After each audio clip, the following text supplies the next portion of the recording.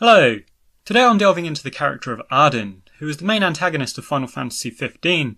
and the architect of the tragic events that unfolded therein. Ardyn is a fantastic bad guy, and in some respects a breath of fresh air in terms of Final Fantasy antagonists. It goes without saying that Final Fantasy, and wider Japanese media and pop culture in general, does lean towards a maniacal, over-the-top nemesis bent on lengthy monologues and nihilistic endgames. And while Ardyn does turn out to be relatively insane, his calculating reserve and ability to ingratiate himself with both party member and player is a work of genius, I think, in terms of how he's been written. Indeed, Ardyn refers to himself self-depreciatingly as a man of no consequence, and his ambiguity and elusiveness throughout much of the early game is used to excellent effect later on when it turns out that he's the architect of pretty much everything going wrong. So, to this end, and jumping straight in, we can start our thematic dialogues here, and Ardyn for me is the classic example of a wolf in sheep's clothing, as described in the Bible, and to quote directly, "Watch out for false prophets. They come to you in sheep's clothing, but inwardly they are ferocious wolves. By their fruit you will recognise them." And this perfectly contextualises Ardyn in my opinion, because on the surface he has an almost playful, friendly demeanour, such as wanting to race cars with Noctis upon meeting him. And as players we almost like him, but the fruits of his actions, to follow the analogy, we see him stabbing Lunafreya to death and plunging the world into darkness, which indicates that he's not quite the nice guy that we may have initially suspected. Now, I mentioned in my Noctis analysis that Noctis is comparable to a Christ-like figure on his pilgrimage, and in keeping with Christian analogues here, the stark contrast between Noctis and Ardyn does posit the latter as an antichrist figure, a false prophet, and the direct opposite to the virtues embodied by Noctis and his father. In this way we could consider Noctis and Ardyn a yin and yang sort of comparison, and the embodiment of good and evil, respectively.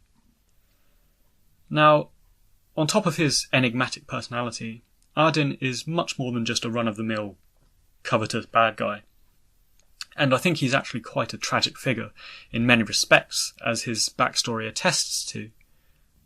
So, destined to become the first Lucian king, Ardyn was also gifted with powers of healing by the Crystal of Eos, and in an act of selflessness, he travelled the world healing his subjects afflicted with the Star Scourge disease, by absorbing the demon scourge into himself. As a result, however, the Crystal and the Astrals rejected him, deeming him too tainted and impure to attain kingship, and so he was cast aside in favour of his brother, who became the founder king in his place. So there's a fair amount of symbolism to unpack in the backstory here. The concept of travelling the world healing the sick is clearly a Christ-like allegory, for Ardyn in his mortal life, and it indicates that he was of a selfless and caring character, probably. His subsequent rejection by the Crystal for being impure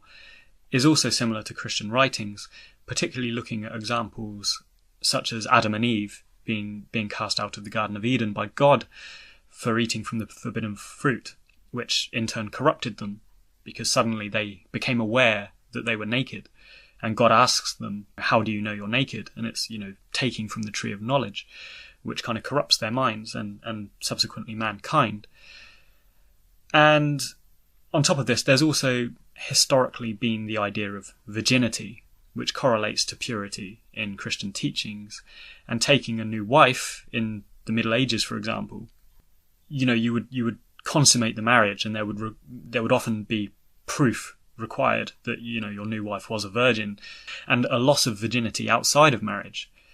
Not only was it an issue then, but it still is an issue today in many countries, societies, and families. So again, looking at Ardyn's rejection by the Crystal in a very Christian sense, this is bound up with a perceived impurity that makes him unworthy of divinity.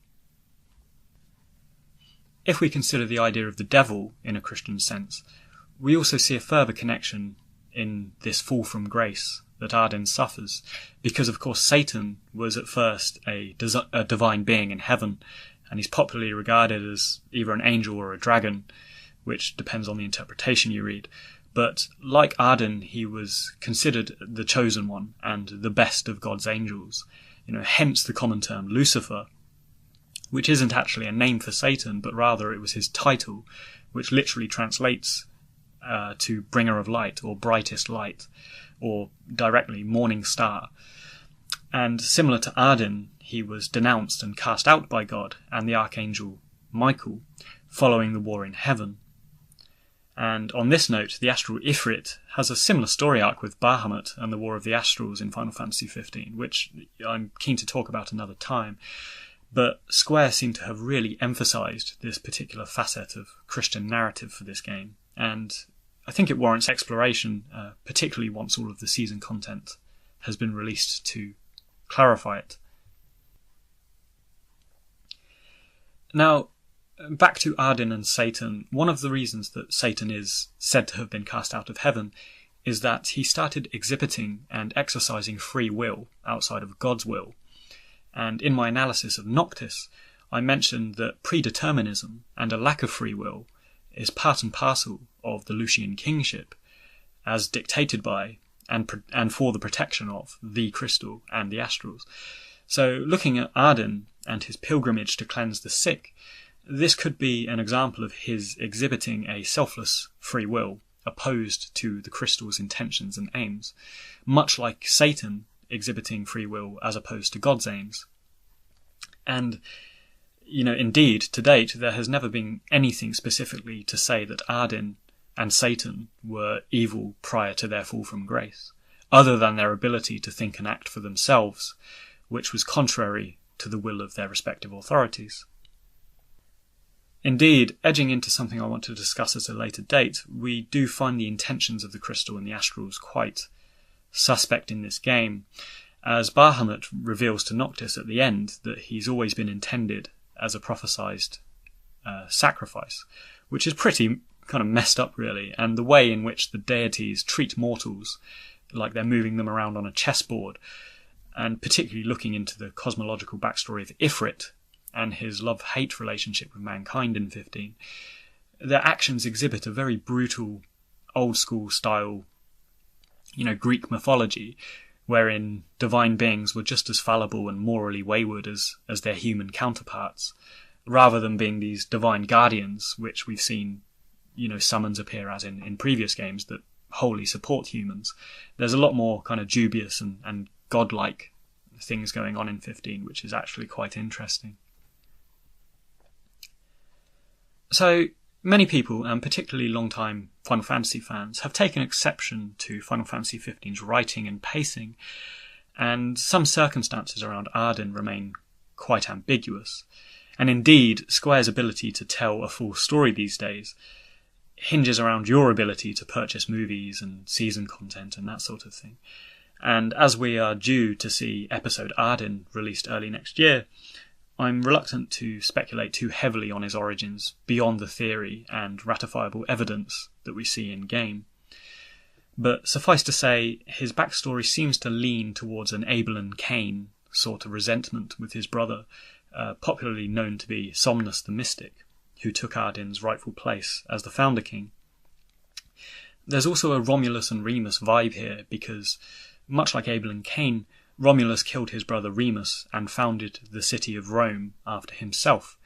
which went on to become the prevailing empire and dynasty, in his name. Everyone knows the Roman Empire. Interestingly, Somnus is etymologically the Roman god of sleep, and in Roman mythology, Somnus's brother is death. So we could draw some Roman connotations into these readings with Ardyn, as he is the harbinger of death in this game. But also his brother, while not killing him, or at least not as far as we know, he certainly usurps him and takes his place and starts this Lucian dynasty in his brother's stead. So, based on this backstory, and I don't know about you, but I find Ardyn is actually quite a misunderstood and tragic figure who's been consumed over thousands of years by resentment and the physical manifestations of the demons within him. And despite orchestrating the awful events that transpire in-game, I can't bring myself to hate him or even dislike him, I just find him to be the perfect comparison and polarization of Noctis and Luna's benevolence that manages to straddle sympathy so as to avoid becoming a tired stereotype of a nihilistic evil. And on this note, I have actually entertained the possibility that the original caring mortal Ardyn, much like Jecht, residing within Sin in Final Fantasy X, could still be lingering somewhere, almost willing Noctis to succeed in killing him, thus ending this horrific immortality once and for all. And I think this idea would account for Ardyn assisting Noctis on his journey and favouring him with the nickname Noct throughout the game, which hints at a sort of inkling of warmth between them. So on the one hand, this could be a genuine assistance to help purge the darkness and end his own life once and for all. Or on the other hand, it could simply be the manipulative, sadistic nature of Ardyn kind of toying with them. And like many psychopaths who are also often, good-looking and well-mannered and likeable, Ardyn seems to have rebuilt himself as this affable, playful guy and manages to use this, ability and charisma to attain power and influence, the world politics as the Chancellor of Niflheim. Indeed, even we as players like him, or the majority of us do, which shows the extent to which his covetous demeanour is actually working on people. And this could also be attributable to that certain ambivalence we see in trickster gods, such as Loki from Norse mythology. They give one day just to take the next and puppeteer mortals for their own amusement. And a classic example of this would be Ardyn during Chapter 13 in Xegnorta's Keep, which is essentially him making the entire game go Resident Evil with jump scares, while simultaneously assisting us, furnishing us with information, and then taunting us that our friends are dying, all of which, was actually quite dubiously received, but does succeed in establishing Ardyn as a very unknowable and strange antagonist, which adds to the appeal of him, I think, quite greatly. So, on the flip side, however, considering Ardyn as a anti-hero or tragic antagonist, we could argue that all of his actions in aiding Noctis, including the really bad stuff like maiming and killing, are done to propel Noctis and encourage him and guide him forwards towards his end goal. In Joseph Campbell's Monomyth, which I've discussed at length before in my Tidus character analysis and my What is Final Fantasy episode, we could look at the Monomyth where we have a hero, in this case Noctis, and they begin their quest and they are aided by a wizened elder. So, Tidus has Orin, Luke Skywalker has Obi-Wan Kenobi, Frodo has Gandalf, Harry Potter has Hagrid, etc. But in Final Fantasy 15, the assistance and information and encouragement and development of Noctis from a wizened elder character comes mostly from Ardyn and his infrequent appearances and goadings, which is quite interesting because he's kind of situating himself in this stereotype that is normally reserved for protagonists and positive influences on the hero, but he also, in the same sense, works as the primary antagonist. So it's quite interesting how his role develops over the course of the game, and how we could interpret that and his intentions, which are, as yet, still, up for interpretation. So, if we were to run with this theory, it could be argued that Ardyn's endgame, although appearing as an enemy, was always for the greater good. Very similar, we have Professor Snape in Harry Potter, and how he makes sacrifices and does openly evil things for the ultimate endgame to actually help Harry, defeat Voldemort. So once again, the clarity around this might come to light in future with the season content specific to Ardyn. And while it's likely that,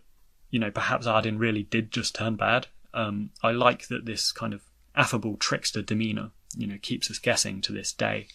So, finally, on the note of Ardyn's aims and the game's conclusion, and wrapping up on this character now, I think it's worth noting that he does actually completely succeed in his aims, which is to end both himself to attain peace in death, and end the line of the Lucian kings once and for all. So, Final Fantasy XV is an instance where we actually see the main antagonist irrefutably win in his personal goals, which is an interesting conclusion to events. And although I think there's an alternative ending wherein Noctis lives in episode Ignis, I think this can be comfortably considered non-canon. So, at least for now, that concludes my initial thoughts on Ardyn. One of the few Final Fantasy villains to get his own way, and one of the most interesting and dubious antagonists I think we've seen in any given Final Fantasy to this day.